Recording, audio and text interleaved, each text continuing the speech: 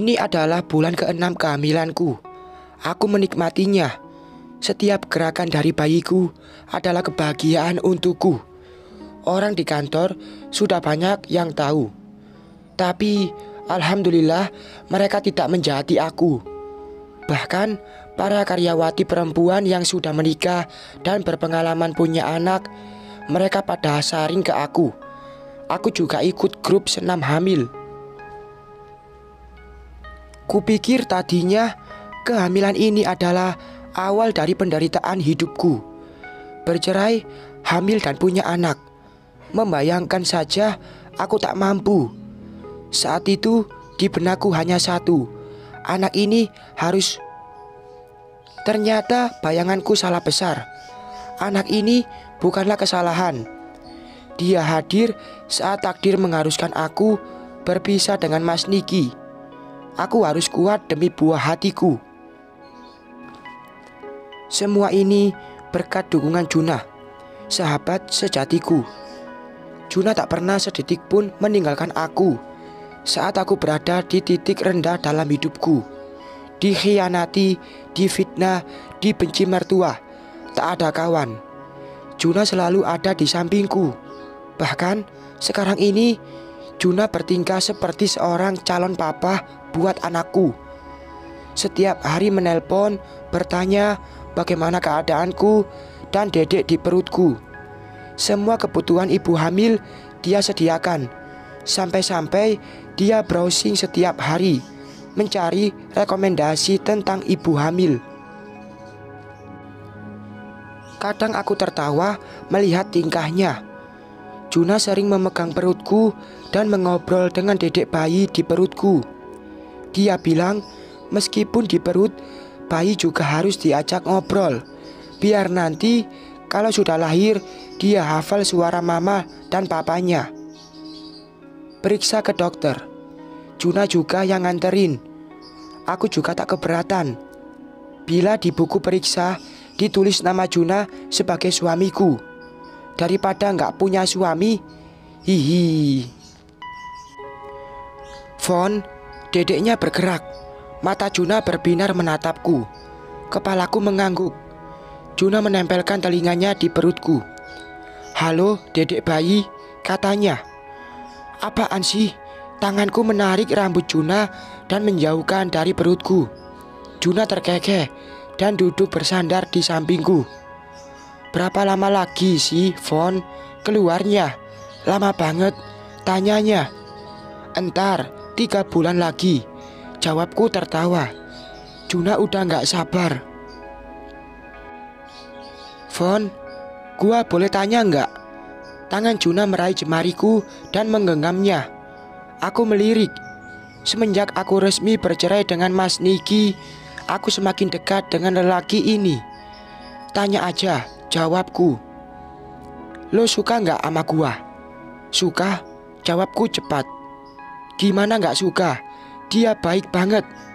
Gak hanya perhatian yang Juna berikan padaku, tapi materi juga.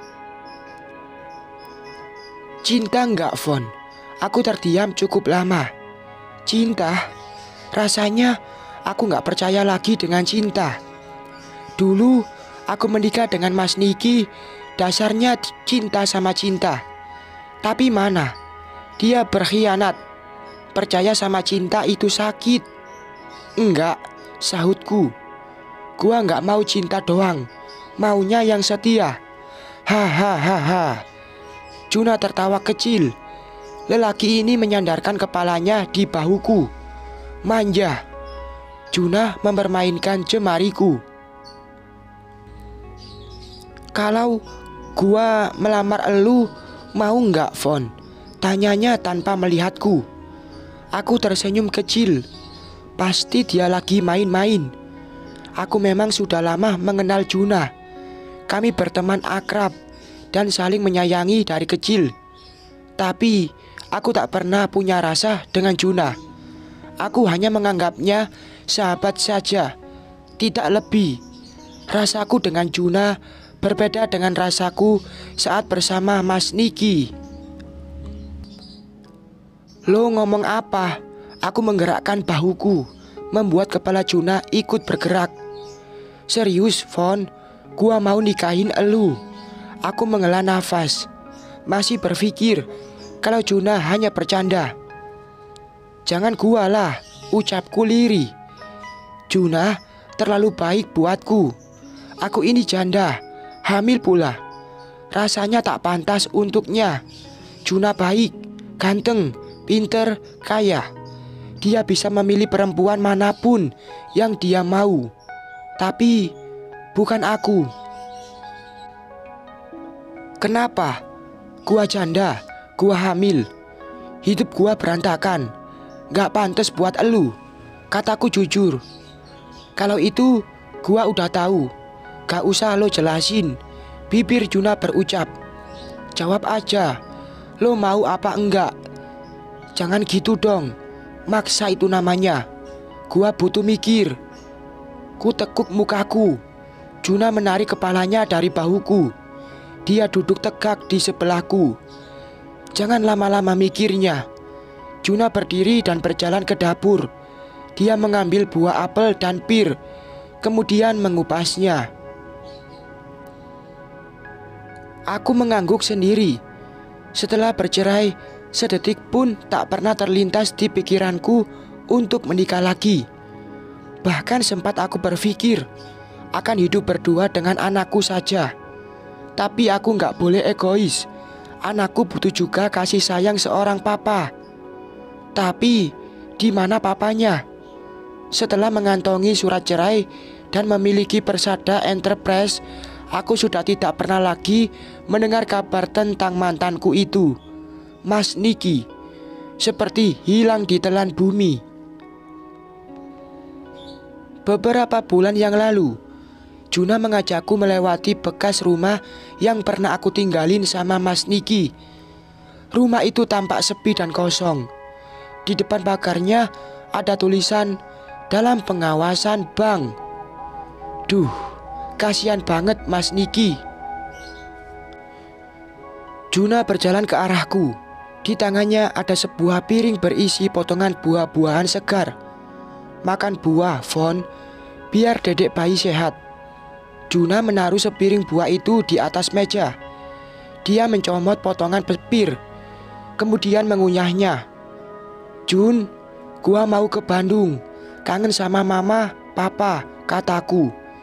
Juna menoleh. Kapan? Ntar kalau weekend ya, ucapku. Juna mengangguk. Sekalian gua lamar ya. Is, aku mencebik. Netraku melirik. Juna tertawa. Tangannya mengacak-ngacak rambutku. Sayang. Minggu depannya aku beneran mau ke Bandung bersama Juna. Kedua orang tuaku sudah mengetahui kalau aku hamil anak Mas Niki. Mama dan papa sempet shock. Bukan apa-apa. Mereka justru mengkhawatirkan keadaanku. Ivone gak apa-apa kok mah, pah. Biarlah Ivone lahirkan anak ini, kataku saat itu dengan menangis. Mama memelukku, menciumi pipiku bertubi-tubi. Mama juga menangis. Yang tegar, Fon. Mama mendukungmu, bisik mama di telingaku. Mama pasti sedih dengan nasibku ini. Putri semata wayangnya harus menerima nasib bercerai saat baru setahun menikah, lalu hamil saat sudah bercerai. Mobil Juna berjalan meninggalkan Jakarta. Kami lewat tol biar cepet. Perjalanan Jakarta-Bandung terasa dekat karena aku dan Juna banyak bercanda dan mengobrol. Ivone, apa kabar? Mama memelukku saat aku baru sampai teras.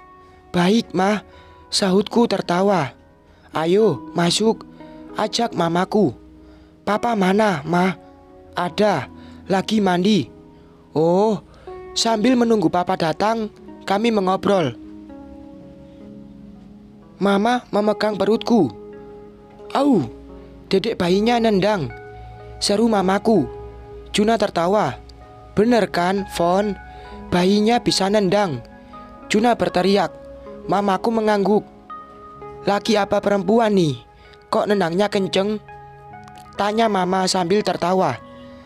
Laki kayaknya, Tan, sahut Junah. Junah mau lagi. Mamaku menoleh pada Junah. Lelaki itu mengangguk. Wah, uncle Junah minta lagi. Hihihi. Bersambung.